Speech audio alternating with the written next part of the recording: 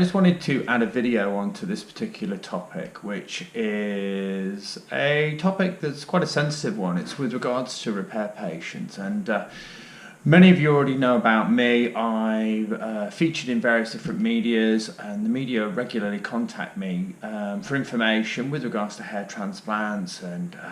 in this specific case, repair patients and repair hair transplants. And the Daily Mail have reached out to me a couple of weeks ago with regards to their wanting to put together an article on patients who've experienced hair transplants in the UK specifically, to come forward and share their information, share their experiences in order to help prevent other patients make the same mistakes they made, and kind of expose the clinics that are responsible for their surgeries, and explain why their surgeries may not be have had a desirable end result, or how they were treated with a particular clinic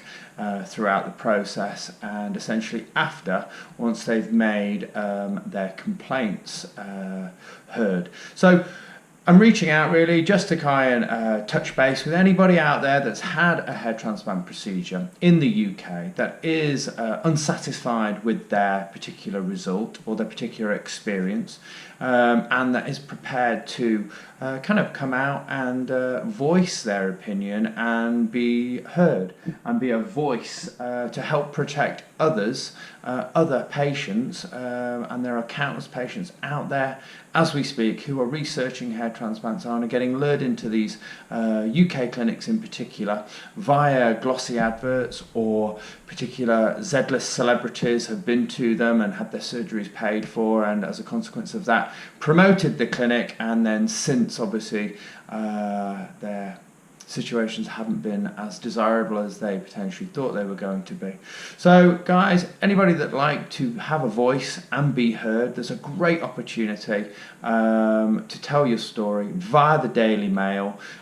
Feel free to reach out to me at my website specthair.com, or email me at support@specthair.com, and I can have a chat with you and then put you in direct contact with the Daily Mail if you'd like to have your story heard. So hopefully you can